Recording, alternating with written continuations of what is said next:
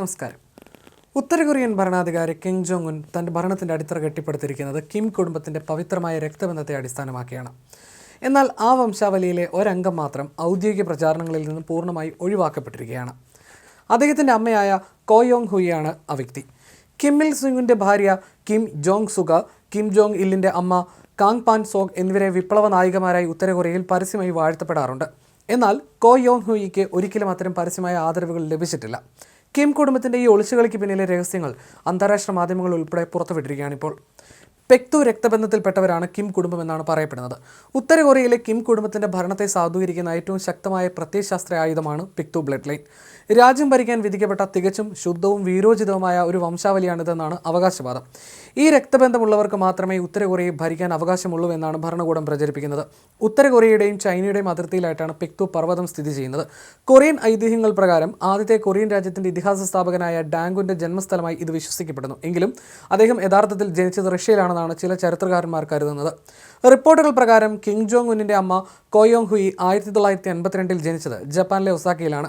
Korean ഉപദ്വീപിലെ Japanese അധിനിവേശ കാലത്ത് നിലവിൽ ദക്ഷിണ കൊറിയയുടെ ഭാഗമായ ജെജു ദ്വീപിൽ നിന്നും ജപ്പാനിലേക്ക് കുടിയേറിയ കൊറിയൻ ദമ്പതികളുടെ മകളായിരുന്നു അവർ. അവർക്ക് 10 വയസ്സുള്ളപ്പോഴാണ് സർക്കാർ സ്പോൺസർ ചെയ്ത പുനരധിവാസ പദ്ധതിയുടെ ഭാഗമായി ഈ കുടുംബം ഉത്തര കൊറിയയിലേക്ക് മാറുന്നത്. ജപ്പാനിൽ നിന്നെത്തിയ കൊറിയക്കാരെ തുടക്കത്തിൽ രാജ്യം സ്വാഗതം ചെയ്തെങ്കിലും പിന്നീട് അവരെ വളരെ തരം താഴ്ന്ന രണ്ടാംകിട പൗരന്മാരായിട്ടാണ് ഭരണകൂടം കണ്ടിരുന്നത്. പവിത്രമായ പെക്തു രക്തബന്ധമെന്ന സുപ്രധാന അവകാശവാദത്തിന് ഈ ജപ്പാൻ ബന്ധം കനത്ത തിരിച്ചടിയാകുമെന്നാണ് ഭരണകൂടം ഭയക്കുന്നത്. ഉത്തര കൊറിയൻ ഭരണകൂടത്തിൻ്റെ കീഴിലുള്ള പ്രശസ്തമായ മൻസുഡെ ആർ ടൂപ്പയെ മുൻനിര നിർത്തുകയായിരുന്നു കോയുടെ സൗന്ദര്യത്തിലും അതിമനോഹരമായ നൃത്തച്ചുവടുകളിലും ആകൃഷ്ടനായിട്ടാണ് മുൻ ഭരണാധികാരി കിം ജോങ് ഇൽ ഇവരുമായി പ്രണയത്തിലാകുന്നത്. കോയെക്കുറിച്ച് പുസ്തകം എഴുതിയ ജാപ്പനീസ് മാധ്യമപ്രവർത്തകൻ യോജി ഗോമിയും ഇക്കാര്യം വ്യക്തമാക്കുന്നുണ്ട്. ആ സമയത്ത് പിതാവ് നിശ്ചയിച്ചുറപ്പിച്ച വിവാഹപ്രകാരം ഒരു മുതിർന്ന സൈനിക ഉദ്യോഗസ്ഥൻ്റെ മകളായ കിം യോങ് സൂക്കിനെ കിം ജോങ് ഇൽ വിവാഹം കഴിച്ചിരുന്നു. കൂടാതെ മറ്റു പങ്കാളികളും അദ്ദേഹത്തിനുണ്ടായിരുന്നു. കോ യോങ് ഹുയി അദ്ദേഹത്തിൻ്റെ ഔദ്യോഗിക ഭാര്യ അല്ലാതിരുന്നതിനാൽ കിം ജോങ് ഉൻ ഉൾപ്പെടെയുള്ള ഇവരുടെ 3 മക്കളും സാങ്കേതികമായി വിവാഹേതര ബന്ധത്തിൽ ജനിച്ചവരായിരുന്നു. കിം ജോങ് ഇല്ലിൻ്റെ ഔദ്യോഗിക ഭാര്യ തലസ്ഥാനമായ പ്യോങ്യാങ്ങിൽ രാജകീയമായി കഴിഞ്ഞപ്പോൾ കോയും മക്കളും തലസ്ഥാനത്ത് നിന്ന് 210 കിലോമീറ്റർ അകലെയുള്ള തീരദേശ നഗരമായ വോൺസാനിലെ ഒരു ബംഗ്ലാവിൽ രഹസ്യമായിട്ടായിരുന്നു ജീവിച്ചിരുന്നത്. 2004 പാരീസിലെ ഒരു ആശുപത്രിയിൽ വെച്ച് സ്തനാർബുദം ബാധിച്ചാണ് കോ യോങ് ഹുയി മരണപ്പെടുന്നത്. എന്നാൽ തങ്ങളുടെ പരമാധികാരിയുടെ അമ്മയുടെ മരണവാർത്ത ഉത്തര കൊറിയൻ ഔദ്യോഗിക മാധ്യമങ്ങൾ ഇന്നുവരെ പരസ്യമായി പ്രഖ്യാപിക്കുകയോ അംഗീകരിക്കുകയോ ചെയ്തിട്ടില്ല. എന്നാൽ തങ്ങളുടെ പരമാധികാരിയുടെ അമ്മയുടെ മരണവാർത്തകൾ ഉത്തര കൊറിയൻ മാധ്യമങ്ങൾ പരസ്യമായി പുറത്തുവിട്ടിട്ടില്ല. കിം ജോങ് ഇല്ലിൻ്റെ ഔദ്യോഗിക ഭാര്യ കിം യോങ് സൂക്കിന് 2 പെൺമക്കളാണ് ഉണ്ടായിരുന്നത്. ഉത്തര കൊറിയയിൽ വനിതകൾക്ക് ഭരണാവകാശം ഇല്ലാത്തതിനാൽ അവരെ പരിഗണിച്ചിരുന്നില്ല.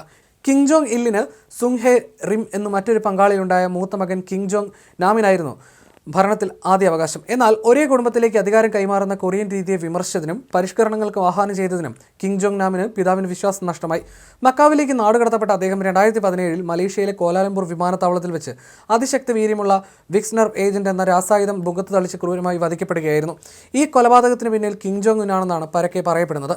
കിം ജോങ് ഉന്നിൻ്റെ സ്വന്തം ജ്യേഷ്ഠനായ കിം ജോങ് ചുല്ലിനെയും പിൻഗാമിയായി പരിഗണിച്ചിരുന്നുവെങ്കിലും അദ്ദേഹം കടുത്ത ലഹരിക്ക് അടിമയായതിനാൽ ഒഴിവാക്കപ്പെട്ടെന്നാണ് മുൻ ഉത്തര കൊറിയൻ നയതന്ത്രജ്ഞൻ റിയു ഹ്യൂൻ വു വെളിപ്പെടുത്തുന്നത്. മറ്റവകാശികളെല്ലാം ഒന്നൊന്നായി വഴിമാറിയപ്പോൾ തൻ്റെ 2ാമത്തെ മകനായ കിം ജോങ് ഉൻ തന്നെ അടുത്ത ഭരണാധികാരിയാകുന്നുവെന്ന് ഉറപ്പാക്കാൻ പിന്നിലിരുന്ന് കരുക്കൾ നീക്കിയത് കോ യോങ് ഹുയി ആയിരുന്നുവെന്നാണ് പറയപ്പെടുന്നത്. എന്നിരുന്നാലും പുറം ലോകത്തിന് അപ്രാപ്യമായ ഇരുമ്പ് മറയ്ക്കുള്ളിലാണ് പൊതുവെ ഉത്തര കൊറിയൻ നേതാക്കളുടെ ജീവിതം.